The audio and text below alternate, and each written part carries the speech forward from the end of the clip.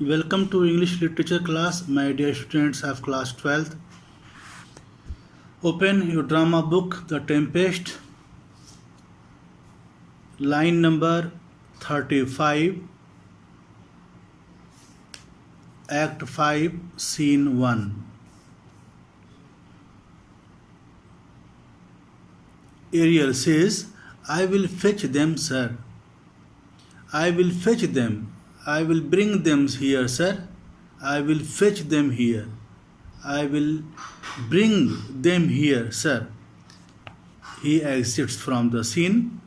Prospero says, Ye elves of hills, brooks, standing lakes and groves, and ye that on the sands with printless foot do chase the ebbing Neptune, and do fly him when he comes back.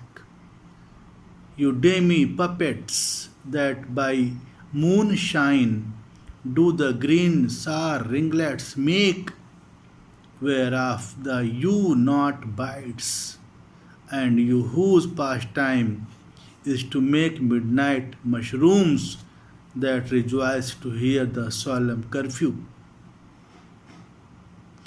by whose aid weak masters though ye be, I have bedimmed the noontide sun, called for the mutinous winds, and twixt the green sea and the azure world set a roaring war. Prospero says, You are a spirit of hills, you elves of hills, you are a spirit of hills, rivers, lakes, and groves. And ye that on the sand with printless foot, you spirits who stand on the sand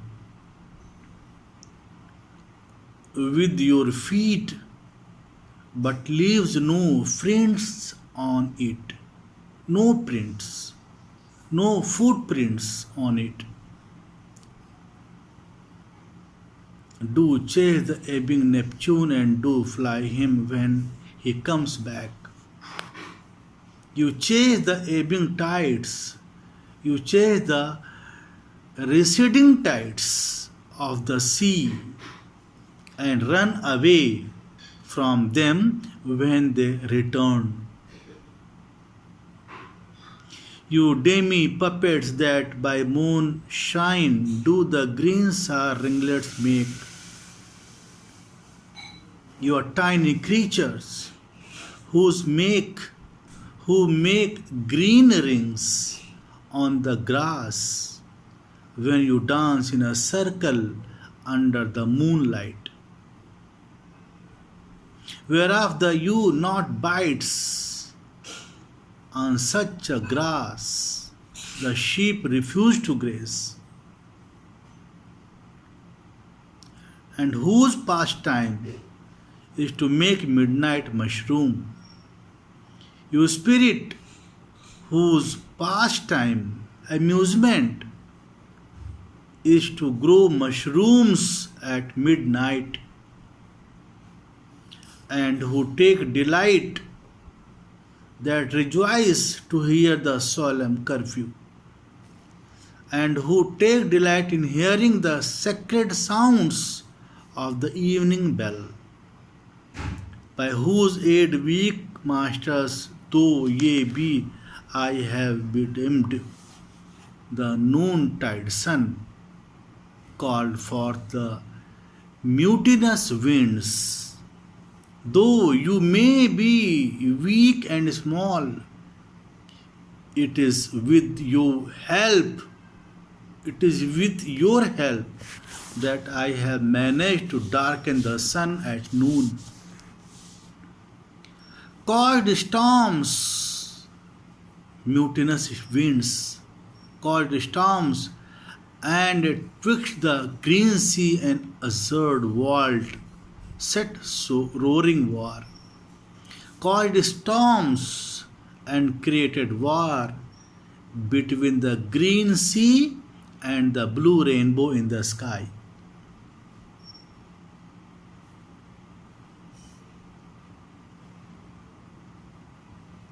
Have I given fire and rifted Jove's stout oak with his own bolt? I made lightning as frightening as the rattling thunder, and I have split open the robust oak, strong oak tree with Jupiter's thunderbolt. The tree is very sacred to him. Have I made shake and by the spurs plucked up the pine and cedar?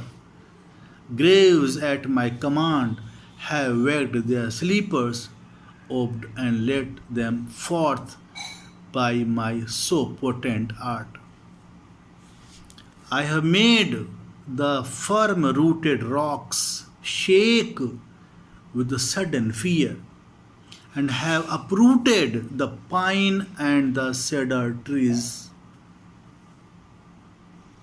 At my orders, graves have opened. Graves have opened, waking the ghost inside and permitting them to come out, all through my powerful magic. All through my powerful magic. But this rough magic I here abjure, and when I have required some heavenly music, which even now I do, to work mine end upon their senses, that this airy charm is for, I will break my staff, bury it certain fathoms in the earth, and deeper than did ever plumber sound, I will drone my book.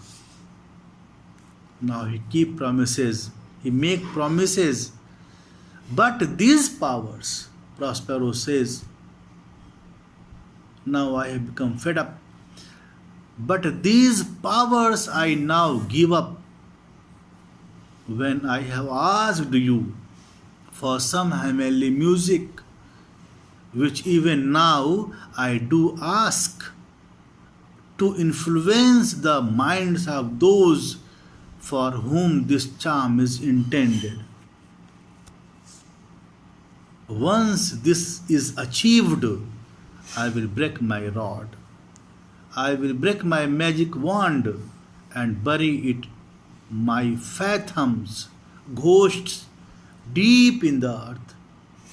I will sink my book of magic deeper than any sailor's plumb line. Plumb line has ever sounded the depth of the sea. Plumb line from which we can measure the depth of the sea. So I will sink my book of magic deeper than any sailor's plumb line has ever sounded the depth of the sea. Solemn music. Re-enter Ariel.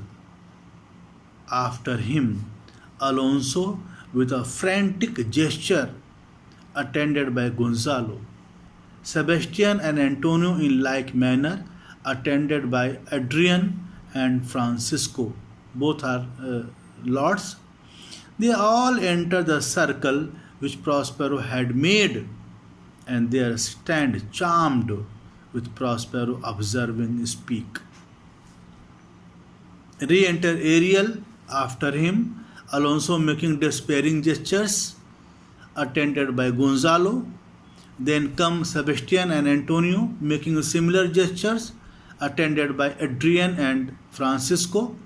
They all enter the circle which Prospero had made, and they stand spellbound. Prospero speaks when he sees them in such a state.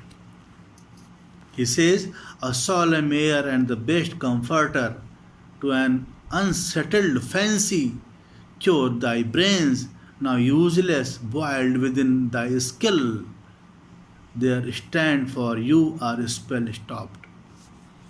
May solemn music, which is the remedy for healing a troubled mind, cure your brains that are now incapable of action and are filled with anger within your head. The charm dissolves apace, and as the morning steals upon the night, melting the darkness, so the rising senses begin to chase the ignorant fumes that mantle their clearer reason. He says, Prospero says here,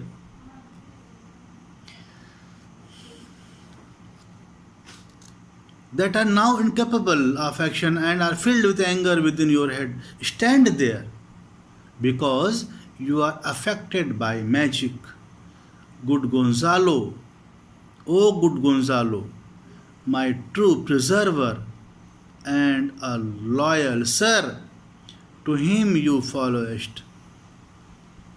O good Gonzalo, honorable man, my eyes out of human feelings shed tears of sympathy. The magic is losing its power. The magic is losing its power, and as morning replaces night, removing the darkness, so their awakened sensibility begins to remove the ignorance which clouds their reason. Most cruelly did thou, Alonso, use me and my daughter. The brother was a furtherer in the act.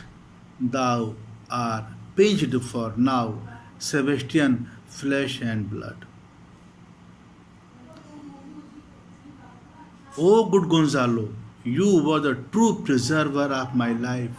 You have saved my life. You are loyal to your leader. I will ensure that you are repaid for your kindness. Surely you will be repaid for your kindness, both in words and deeds. Alonso, you treated my daughter and myself with utmost cruelty. Your brother Sebastian was a collaborator, flesh and blood. Your brother mine, the entertained ambition, expelled remorse and nature, who with Sebastian, whose inward pinches therefore and most strong, would here have killed your king. Alonso, you treated my daughter and myself with utmost cruelty. Your brother Sebastian was a collaborator in your act. He helped you in your act. You are pinched for it now as a punishment. My flesh and blood, you brother of mine, he says to Antonio. My flesh and blood, you brother of mine, entertained ambition and drove out the natural feeling of affection, who with Sebastian, whose pick of conscience is most strong, would have killed your king. Would have killed your king. I forgive. He says, I do forgive thee, unnatural though thou art. I forgive you, though you treated me against the basic dictates of nature.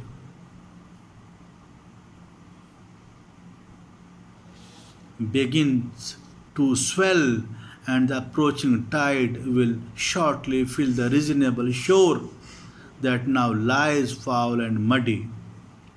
Their minds are now beginning to regain their powers. The rising tide of their senses, which is at the moment clouded and unable to function, will soon bring back their power to reason. You will be in senses after some time.